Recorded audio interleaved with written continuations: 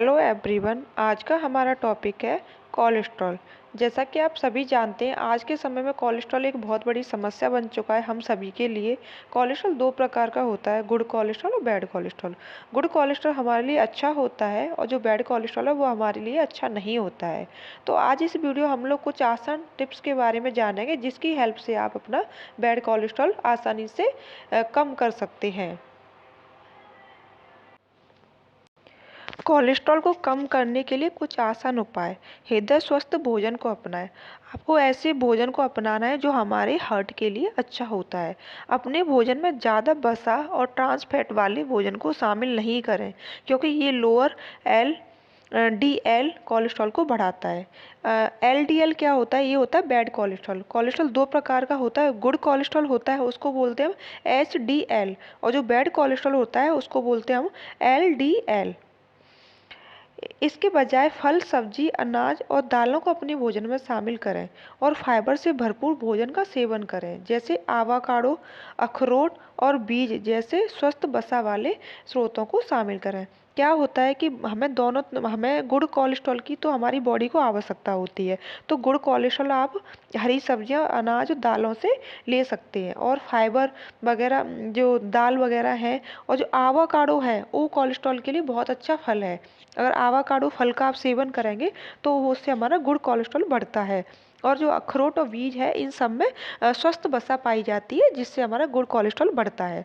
तो स्वस्थ वसा तो हमारे शरीर के लिए ज़रूरी होती है, लेकिन जो ऐसी वसाएं जो हमारे शरीर के लिए अच्छी नहीं होती है, उसमें तो बैड कोलेस्ट्रॉल होता है। तो उस वसा का हमें सेवन नहीं करना है। जिन पदार्थों में जो अस्वस्थ वसा पाई जाती है, उनका सेवन हमें नहीं करना है, क्योंकि वो बैड कोलेस्ट्रॉल को बढ़ाते हैं। सैचुरेटेड और ट्रांस फैट की मात्रा को कम करें। लाल मांस, ज़्यादा वसा वाले मिल्क प्रोडक्ट, तला हुआ भोजन, स्नैक्स और कॉमर्शियल बेस्ड गुड्स की खपत को सीमित करें।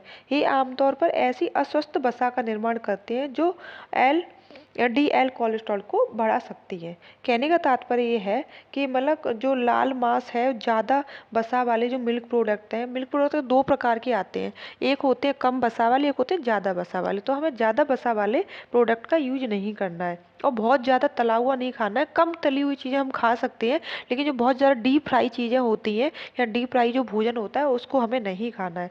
जो स्नैक्स हैं और जो कॉमर्शियल वेस्ड जो जो पैकेट फूड जो मार्केट से आता है, पैकेट जो चिप्स, नमकीन वगैरह है, इन सब का हमें सेवन नहीं करना है, क्योंकि ये सारे जो प्रोडक्ट जो अस्वस्थ वसा होती है, जो अच्छा फैट नहीं होता है, उससे बने हुए होते हैं। इसलिए हमें इन सब का सेवन नहीं करना है, क्योंकि ये हमारे बैड कोलेस्ट्रॉल को बढ़ाते हैं। हमें सिर्फ हरी सब्जियां, फल और जो अखरोट, आवाकाडो और बीज, इनका सेवन करना है, जिसमें स्वस्थ वसा पाई जाती है। जो स्वस्थ वसा है वो गुड कोलेस्ट्रॉल को बढ़ाती है।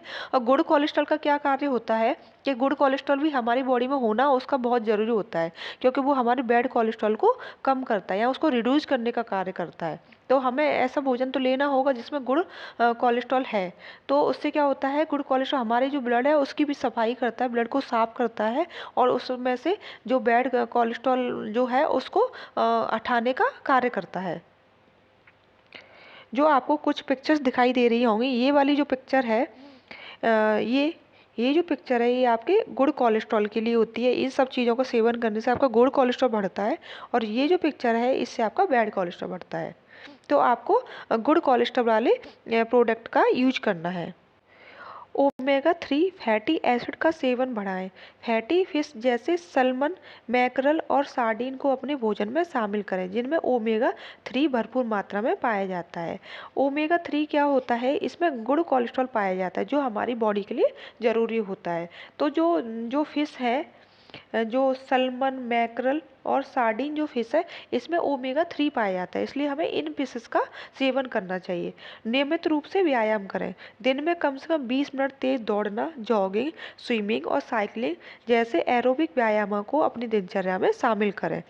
नियमित शारीरिक गतिविधि करने से नियमित शारीरिक गतिविधि अच्छे कोलेस्ट्रॉल को बढ़ाती है और बुरे कोलेस्ट्रॉल को कम करती है। क्या होता है कि डेली जब हम एक्सरसाइज करते हैं, एक्सरसाइज के साथ में क्या होता है, हमें पसीना आता है, और क्या होता है, हमारा जो फैट है ना, जो फैट है ना, वो धीरे धीरे कम होने लगता है। फैट का कम होना भी एक तरह से उस चीज़ का ही साइन होता है कि हमारा बैड कोलेस्ट्रॉल भी कम हो रहा है उसकी वजह से।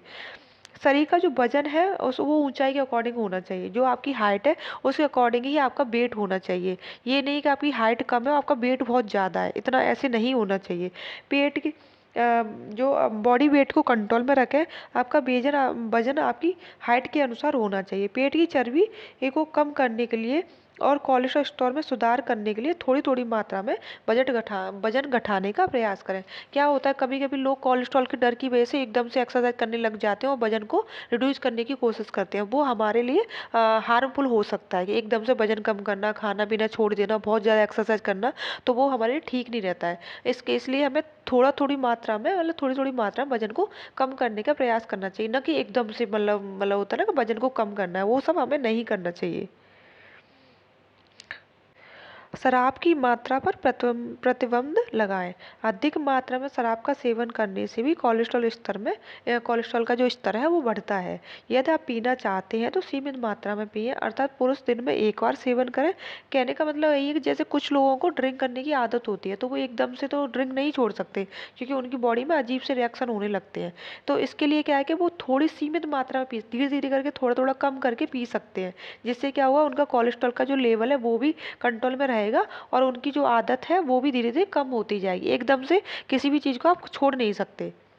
तनाव प्रबंध करें, स्ट्रेस मैनेजमेंट, ये हमारे लिए बहुत ज़रूरी है। आजकल का जो लाइफ स्टाइल है, जो वर्कलोड है, उसकी वजह से लोग बहुत स्ट्रेस में रहते हैं और उस स्ट्रेस की वजह से क्या होता है, कोलेस्ट्रॉल बढ़ता है। तो उसको कम करने के लिए क्या होता है कि सबसे पहले आपको अपने स्ट्रेस को मैनेजमेंट करना पड़ेगा। अगर आपका स्ट्रेस को आप हैंडल करना सीख जाएंगे तो कोलेस्ट्रॉल भी अपने आप से कंट्रोल में आने लग जाएगा। अधिक समय तक तनाव में रहने से कोलेस्ट्रॉल का जो लेवल है उसमें वृद्धि होती है। व्यायाम, ध्यान, गहरी सांस लेने का अभ्यास करें जिनसे आप अपना स्ट्रेस मैनेजमेंट कर सकते हैं। इन टेक्निक्स को स्ट्रेस मैनेजमेंट टेक्निक्स कहते हैं। जैसे कि अगर आपके पास वर्कलोड बहुत ज़्यादा है और आप बहुत ज़्यादा स्ट्रेस में रहते हैं तो आप अपने ऑफिस में ही बैठ के 5 मिनट के लिए अपनी चेयर पर ध्यान कर सकते हैं, मेडिटेशन कर सकते हैं और आप अनुलोम विलोम कर सकते हैं। उससे आपका स्ट्रेस है ना वो बहुत मैनेज रहेगा, आपका माइंड है ना बहुत शांत रहेगा। तो वो काम अपने ऑफिस में भी आप आसानी से कर सकते हैं। छोटा छोटा जो व्यायाम है ना, लंबी लंबी सांसें लेना और मतलब होता है ना कि मेडिटेशन करना, उसकी हेल्प से आप अच्छे से अपने स्ट्रेस को मैनेज कर सकते हैं। सिगरेट धूम्रपान को छोड़ें। सिगरेट और अन्य धूम्रपान के सेवन से रक्त की नसों में निकोटीन नामक पदार्थ जमा हो जाता है, जिससे नसों को बहुत हानि पहुंचती है और अच्छा कोलेस्ट्रॉल कम होता है, बुरा कोलेस्ट्रॉल बढ़ता है। क्या होता है कि जो धूम्रपान जो करते हैं उसमें ना एक निकोटीन नामक पदार्थ पाया जाता है। वो क्या होता है, वो हमारी बॉडी के लिए ना, हमारे ब्लड के लिए बहुत हार्मफुल होता है। जैसे ब्लड का जो नसों के अंदर फ्लो हो रहा होता है वो वहाँ जमा हो जाता है, जिससे क्या करता है वो ब्लड के जो फ्लो में रुकावट पैदा करता है और जब रुकावट पैदा करता है तो लोगों को पैरालिसिस, स्ट्रोक और हार्ट अटैक जैसी प्रॉब्लम्स होने लगती हैं। क्योंकि जब ब्लड का फ्लो रुकेगा तो वो मतलब अच्छे से हार्ट में नहीं पहुंचेगा तो फिर लोगों को हार्ट अटैक और स्ट्रोक जैसी समस्याएं हो जाती हैं।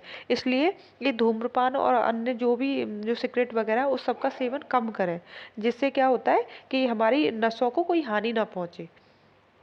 दवा, कुछ मामलों में डॉक्टर लाइफस्टाइल को चेंज करने की सलाह देते हैं और कुछ केसेस में डॉक्टर आपको मेडिसिन भी दे सकते हैं।